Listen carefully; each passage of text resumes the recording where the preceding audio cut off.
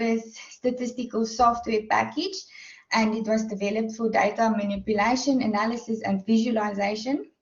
So it's not only used by statisticians or economists, it's even used in political science and even biomedicine. So it's a great general statistical software.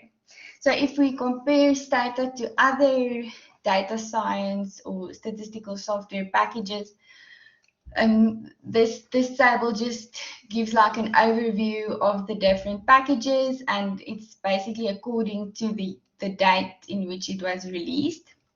So Stata, if we look at learning curve, it's easier than SAS and R, and I can personally vouch for that. I learned it much quicker than SAS or R. I'm still kind of learning how to use R. The user interface, you'll see you can either do a point and click, or you can do programming, which I'll show you, where you type out the command in the command window or do file. If we look at data manipulation, it's not as strong as R or SAS, but it's still pretty good.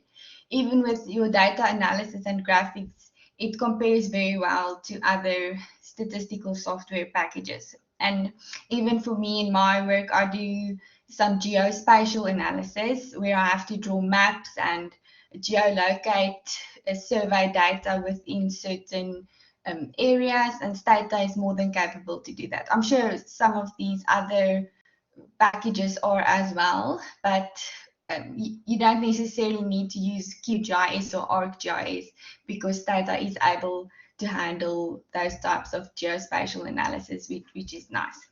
And then I think the main reason a lot of people are gravitating towards R and Python is because it's free. So unfortunately, Stata, according to this table, it is affordable, but affordable for who? So I think it is expensive. So that's why a lot of companies, and even I feel within our department, there is this motivation to go towards R, which is a free source. So just out of personal experience, when I was doing economic consulting, we used a lot of Excel, or in the projects that I worked on, we used a lot of Excel. We also used eViews. eViews is not here. I'm not sure where eViews would fall within this spectrum. I don't think eViews is as strong as some of these other statistical software. But from what I can remember, and Anne-Marie and Carol may correct me, eViews is nice for time series, and it's easier to use. But if you're looking at panel data, then Stata is easier to use again. So I think it's a matter of preference and what you want to use it for. So yes.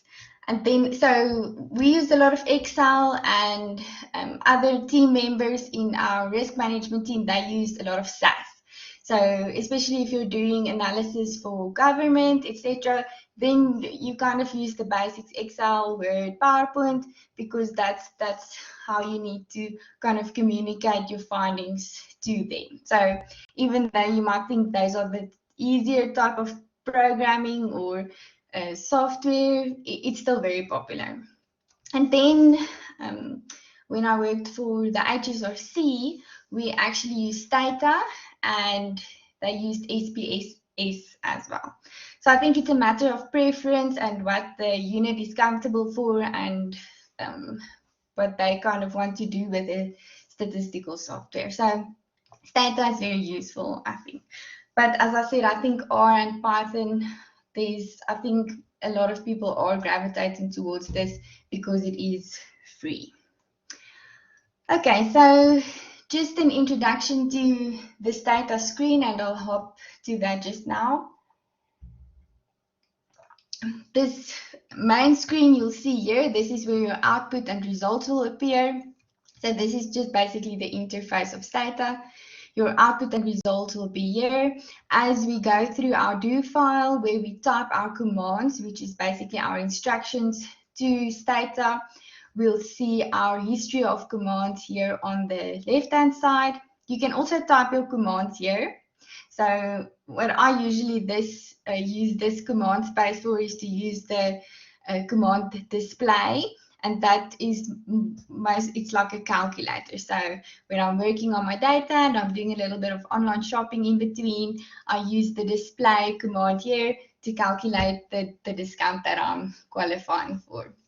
Then on the right hand side, we have our variables, which I'll show you now. And just in this, the right hand side on the bottom, you'll see your variables and the details of the variables. So if you're looking at your variables within your data set, which I'll show you, it's important to look at the color of the variables. So black variables, they represent numbers.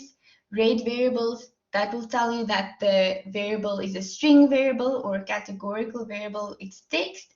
And then blue would be like a labeled variable. So if the variable is value, say 0, 1, or 2, meaning it's either primary school, secondary school, or tertiary education, just as an example. So that would be that 0, 1, and 2 have assigned labels to them. And then important to always check is that your data set is saved in a certain spot. So you don't want to build a data set or work on a certain data set and then it's not going anywhere. So this is just an introduction to the screen. So this is the interface that we just went through to start your do file. So just some, I actually typed it out here, some general advice on how to use Stata effectively. And what I'll be going through is you always need to use a do file. You have to create a working directory. So this do file is that file with all your commands within. Your working directory is a specific file on your computer where you will get your data from and where you will save everything that you generate in Stata. I like to also use a log file because this tracks what you did, and as you kind of program and your output, it captures all that. Also, make use of comments and annotations. This gets easier if you have to go back to a file 5 years afterwards and you don't know why you wrote a specific command, then you can kind of make a comment for yourself. Continuation lines, I'll show you that as well. And then just to note in general, commands are case sensitive. So mostly lower cases that we're using. And if you are uncertain about anything and you need help or assistance with the command, I think this, if you take anything from today's practical, it's this line. Then you can simply type in your command help two-way if we want help with a two-way graph. And Stata will give you all the options on how to write your command for a two-way graph. So I think that's the most important thing, is to use the help command when necessary. So to start off with, you have to open a do file. So I already created a do file for today so that we don't take too long. But so to create a new do file, you'll simply go there at the top to say start a new do file.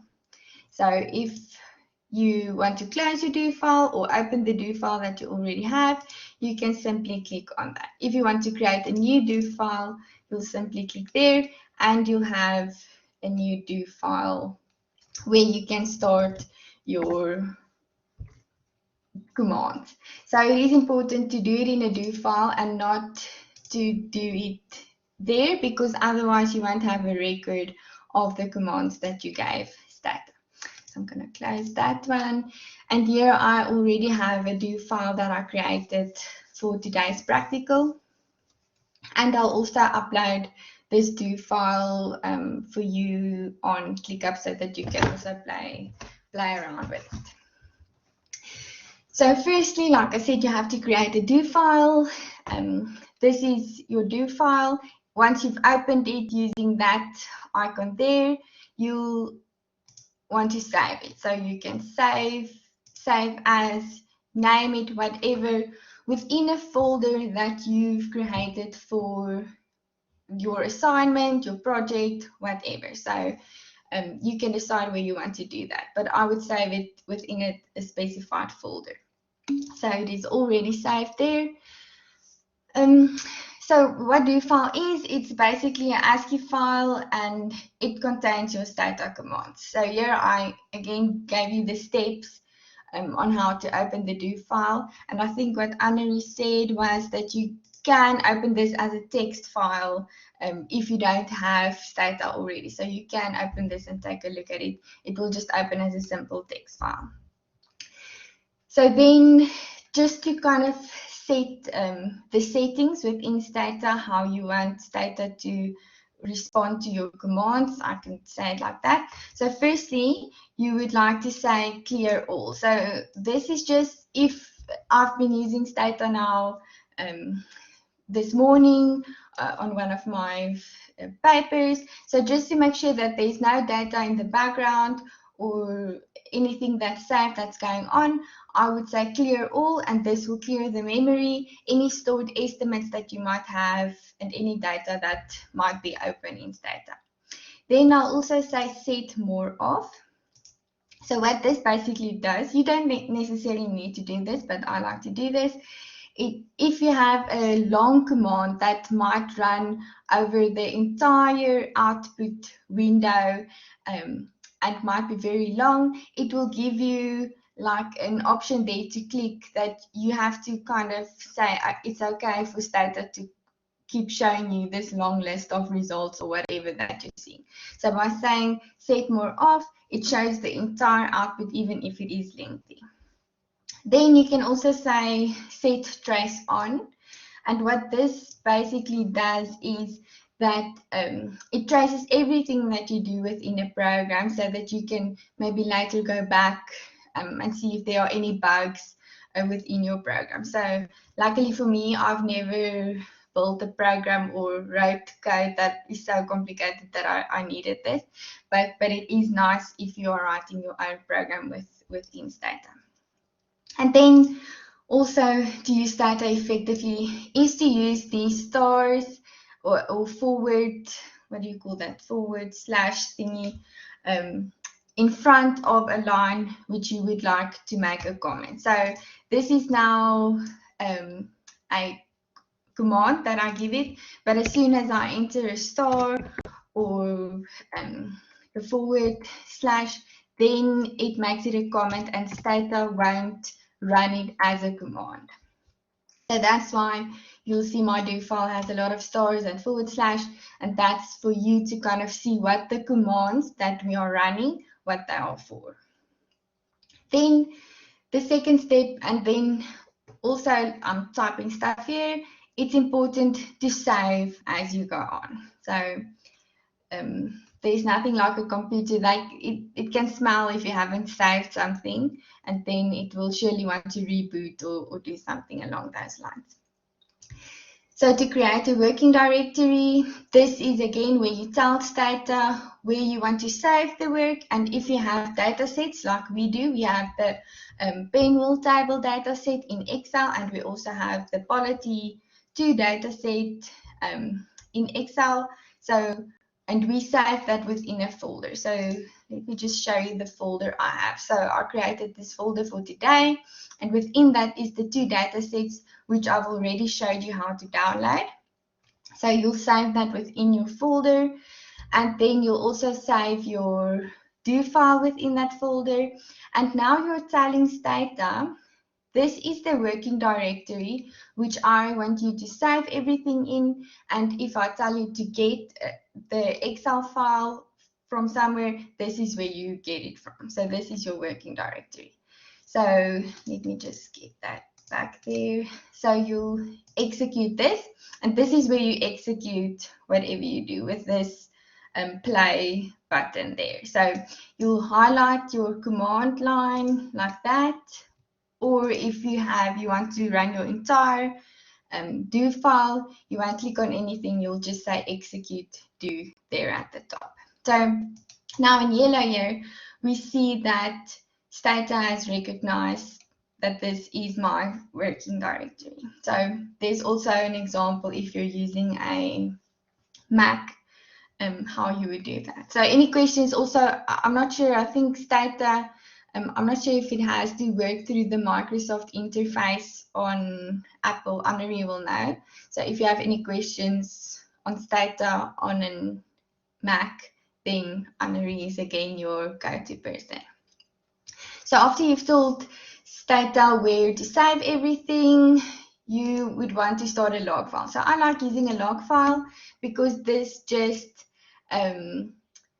captures everything that you're doing, and it creates like a text file, the same as what you will open your do file in, where it just shows your command that you've written and also the output. So it basically creates a nice document with everything that happened here. To close that off at the end, we'll simply say log close. So how to import the data? This is very easy. We'll say we want to import our data from Excel. We want to use this file, which we saved it in. I did not even open the Excel file. You don't need to open it. So what you do need to check is the sheet. You need to tell Stata the sheet. Then you also tell Stata that the first row is the variable name, and you want to keep the case of the variable's name just in lower cases. So we'll execute that. And now it's importing our Excel file for the pen world table. And obviously it's taking longer now than it should. Okay, so while it's imported. So now we can see we have variables on our right-hand side. And if we open our variables manager, which is the browse mode there, we can see we have all our data for all the countries, for all the variables in the pen world table. So, but we don't want it for everything. We want to keep it for South Africa, which is the example that I'm doing. You obviously have a different country that you need to look at. So we'll tell Stata, keep the data if the country, which was our first variable here, if the country is South Africa. So if something is that, then it's double equal sign, and South Africa is a categorical name, and that's why we put it in our quotation marks. And so if that is what, so Stata executed that, we can, let me close there, Stata executed that, it deleted some observations, it only kept the observations for South Africa, so now we will simply save that data set. So now if you go into your working directory, you'll see that it created a data file for our pen world table. And now we need to do the same for our polity data. So I think there is a command where you can actually tell Stata, keep this data in the background, and then import our polity data. I like to do it like this, so that I'm just sure it's new data and nothing's going to get messed up. So then I'll say clear, and I'll simply again import from Excel your polity data set. There is a sheet name, but I think it's the only sheet, but you can specify it. And again, we're keeping our options the same way. So now it will import the polity data. And it's the end of the do file. And if I check the data here, we can see that now it has the polity data. And we're interested in this variable. So if you want to, so let me also show you, if you want to browse the data, it's that icon there. If you want to edit the data, then you use the one with the pencil. And then you can actually double click on a observation and you can manually change it. So for the polity data, I think there are missing values which you need to enter. So you can either do it like that, or you can code that as well, which I'll also show you. So in this case, I'll again say only keep it for South Africa and then save my new data set. So DTA, that's the Stata data file format. So here we have it, polity and pinwheel table. So now I have my two data sets. You can also just copy and paste it into the Stata editor. I made mention of that there, but I'm not going to show you that now. Then we would like to merge our data sets because we're going to do our analysis in one. So I need to make these two separate data sets into one. So how I would do that, I would again clear everything, and I always like to start with my main data set, the one which has the most variables that I would like to match other data sets to. So then I would tell Stata, I want to merge my pinwheel table dataset, which I now have, which is only for South Africa, but for all the variables. I'll show you how to clean it now. And I want to merge this with my polity dataset. So I'll tell Stata I want to merge. And you can also append, which would mean that it adds the other data set at the bottom. So merge means it's kind of integrating side by side the two data sets. So one-to-one merge, meaning for each country and year, but actually we don't need country because we only have South Africa. So for each year, I want Stata to merge the data from the pinwheel table and merge that with the data from the polity data set. And so this is the using your data set which you want to bring in, and I want it to generate a variable for me, polity merge. So this, if you don't say generate polity merge, it will generate a variable just underscore merge. So we can simply run that, and then we can actually see what it did. So it says that it merged, it matched 69 variables. There were a couple of variables from the polity merge, which is our using data set, that did not merge. And there was one variable from our master data set, which is our pinwheel table data set, which didn't merge. So already I know what this is. This is because there's different years between the two data sets. So if I take this comment out, if I want to have a look at why it didn't merge, you can just browse it as well. So, but I just want to look at which variables did not merge from the using data set. So I say edit, if polity merge was equal to 2, because it generates that variable. And here I can see it's for the years that is not in my pinwheel table set. And that's fine because our assignment is anyway from 1960 to 2019, so it's not an issue. So I'm not worried about that. So you can inspect what happened. If you just browse your data again, we see that we have all the variables here, and with this variable we can see what matched and what didn't match. So this is in our master only, and this is I think 2019. Let me check. Yes, because we don't have a polity variable. So everything is fine and we can go on. So then I'll save my new data set. So now this saves your merged data set. And then we go on to clean our data set. So easy peasy, you tell Stata, please keep the following variables. I want to keep country just because I'm paranoid. I want to see that I'm working for South Africa.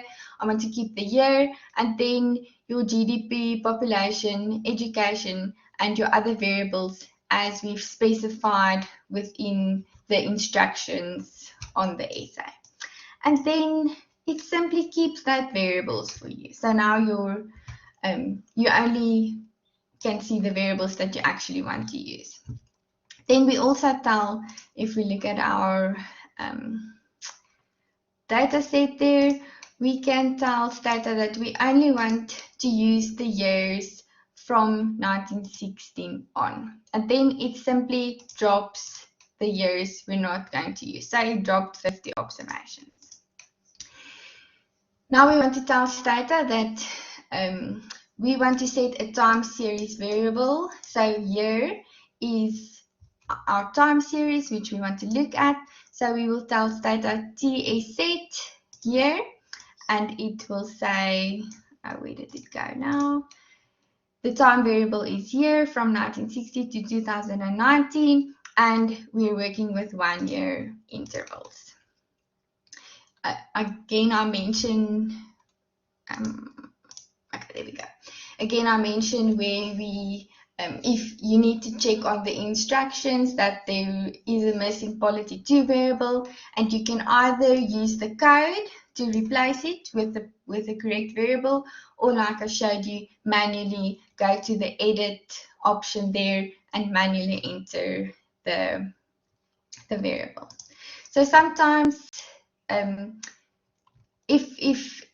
here we can see that it's a string variable, a categorical variable, and this is black, which we want it to be because then it's numbers.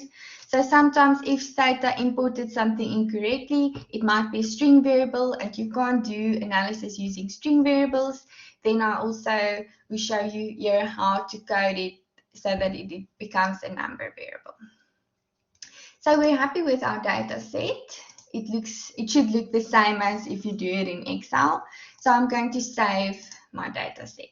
And here I use the option replace because I already have the data set. So by using the option replace, we tell Stata to basically overwrite.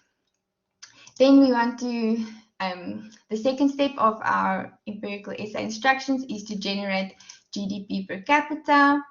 And that is our GDP divided by our population, and it created an extra variable there for us with our GDP per capita. Then I want to label the variables. So I want to tell Stata, so even if this is the variable name, if I want to get output on these variables, I want Stata to maybe use a nice label. So here I specified the label. So now we can see POP is population, human capital, education, etc. So you can maybe change it if you want to say percentage share of GDP, etc. But so this is kind of the full name of the variable, because even if you're this is not a lot of coding now, but when you're writing regressions and tables of regressions, the shorter the variable name, the better. I'll also show you how to rename a variable if you want to maybe rename HC to edu or something along those lines. So it executed everything. So again, I want to save my new data set with the labels. So if I want to have just a brief look at the data, that's always good to just see what the data is doing, what it looks like. I can simply say summarize my data. You can abbreviate that to sum, and it gives us the number of observations. So I have a missing quality variable there, but you'll manually enter that. So you should have 60 variables across the board. You can look at the mean, the maximum, the minimum, the standard deviations. So just to get a sense of how the data is looking like. If there's something funny going on, this might give you an initial warning of that. Okay, so then that's basically cleaning the data and getting ready. So I'm going to show you just one graph. It's very easy.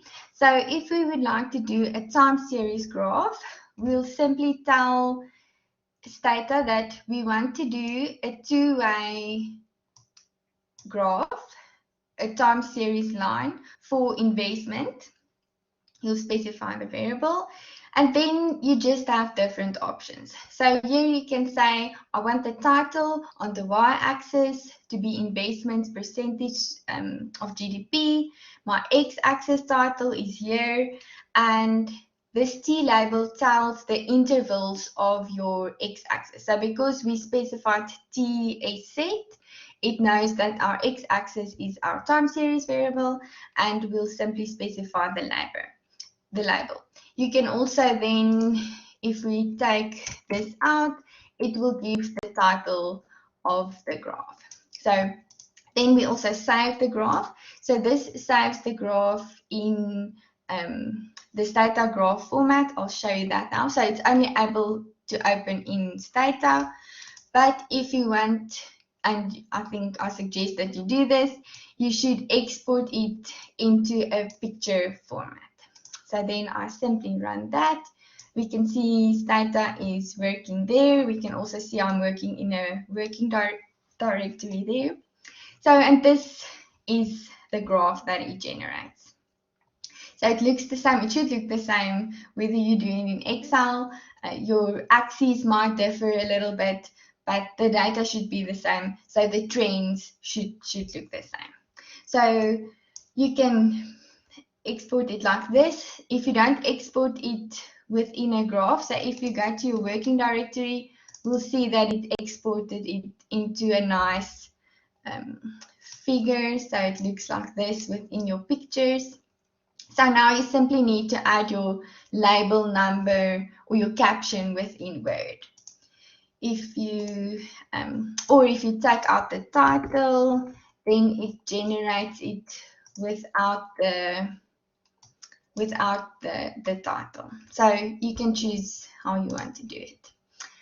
And then, so that's the time series graph. So you'll copy this for all the time series graphs that we've specified.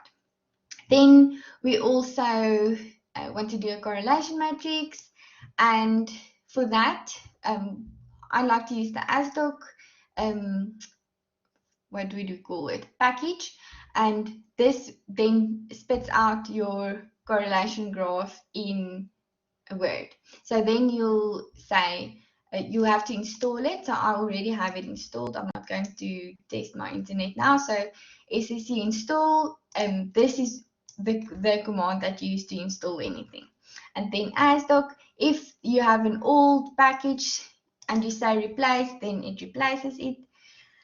And so the option you'll use is ASDOC PW core. So this is your correlation matrix, and for the different variables, exactly like we specified. Then star 0.5 means that it will show the significance of the correlations. We want it to use the labels, and we want to save it as a correlation document. So if I run this, then it gives me the output here, but it also spits out the output within your working directory in a nicely formatted Word document already. So I see it does that. I think it's because the variables are too long. So you'll need to format this and make sure that your labels aren't too long for the ASDOC package to populate that. Okay, and then you can also, if you want to simply just copy and paste it, you can just use your simple correlation matrix command, and it simply just gives the output within your results window. Here's another one. If you want to use R Markdown, I would not ask me. I'm still also learning how to use R, but it's just good to know. I think Anne-Marie might know more about this. And then your last section of your essay is to do a scatter plot. And again, it's the same command, two-way. In this instance, we want a scatter plot between GDP per capita. Remember, that's our Y variable for all our relationship analysis, and to have a look at how our data either contradicts or confirms the models that we went through. Then we also want to fit a linear regression within our data points, just a line for best fit. We want to label our y-axis and our x-axis. We want it Stata to save our graph, and we also want to export it into a picture. So we'll simply run that, and again you'll populate this for all of your different graphs. You'll simply change your x variables, and then there is your graph. And if you want to save it from here, file save as. I want to save it within my working directory. So this is a Stata graph, but I want to save it as a picture. And then I'll say this is my export correlation graph. And so now you should have it as a picture within your working directory. And I took a little bit longer than I wanted to, but that's basically how you would use Stata for the essay. So it's very straightforward, and unfortunately, like all programming, you learn how to use it by doing it. So, and then I close my log close, I save my file, and now after I've closed my log, here the text document is, and so it basically recorded everything that I did. So it shows the results of the merge, it shows the summarizing of the variables. So all the output in your output window with your code will be in this log file. So you can go back and check that you've done it correctly. And so basically that is Stata. That's all that I have to show you. I don't know if there's any questions before Carol takes over. You're welcome to ask any questions.